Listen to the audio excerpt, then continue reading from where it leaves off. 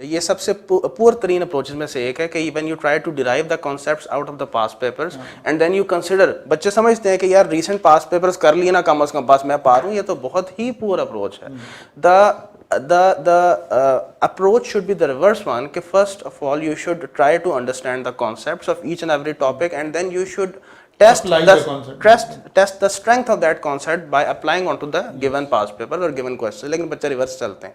تو اس لیے میری کلاس میں بھی یہی فوکس ہوتا ہے کہ بیٹا کانسیپٹس پہلے سمجھیں, اس کو انڈرسٹینڈ کریں, پھر چھوٹے چھوٹے سوالوں پہ اپلائی کریں, کیونکہ اس چھوٹے چھوٹے سوالوں کی جتنی سگنیفیکینس ہے, جتنا چھوٹا ہے وہ اتنا امپورٹنٹ ہے.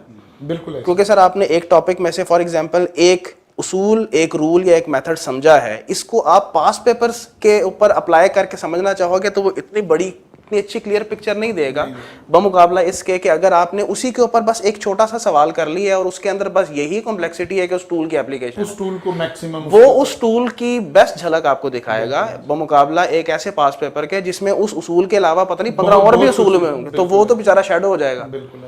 Only concepts, no doubt in the fact concepts is the key, لیکن in addition to that جب تک آپ نے اس کا hands on اپلائی جب تک نہیں کریں گے تو سر اب سیدھی سی بات ہے, آئی کیپ کے ایگزامینر کے پیپر کو اٹیمپٹ کرنے بیٹھے ہو تو ایگزامینر کی نوعیت بھی تو جاننا چاہیے نا کہ یہ کانسیپٹ ہماری آئی کیپ کی باڈی کیسے ٹیسٹ کرتی ہے.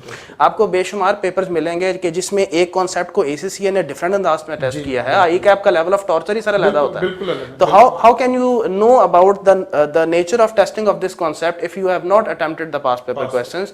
تو میں کہتا ہوں concepts plus handsome practice of I keep pass papers. لیکن یہ بھی نہیں کہ بس پاس پیپر جب تک نہیں ہوئے گا تو بس بعض بچے اپنے ذہن میں ایک چیز لے کے بیٹھ جاتے ہیں, میں نے وہ پاس پیپر نہیں کیا, میں فارغ ہوں. بھائی یہ کس نے کہا؟